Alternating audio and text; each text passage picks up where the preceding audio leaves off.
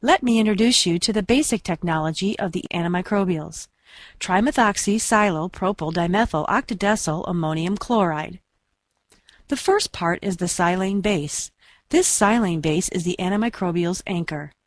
It is anchored by covalent bonds which are formed readily through hydrolysis reactions that bond our antimicrobial permanently to almost any surface and allows for cross-linking and polymerization with other molecules. The second part of the molecule is its centrally located, positively charged nitrogen. This positive nitrogen plays an important role in the active nature of the antimicrobial. Cell membranes of microbes are negatively charged. When in close proximity, the microbes are drawn in towards the active surface of the antimicrobial and killed. The third segment is the edge that leads the blow to offending microbes.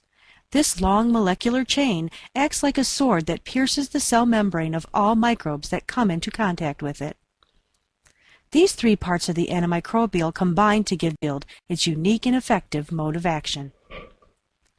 Once the antimicrobial is bonded to the surface of an object, it is ready for defense. As the microbes come into contact with the surface, they are first punctured by the long molecular chain.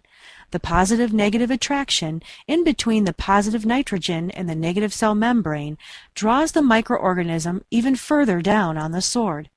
This in and of itself can end the life of a microbe, but upon contact between the negative and positive charges, the cell membrane is electrocuted and blown apart, delivering a dependable kill.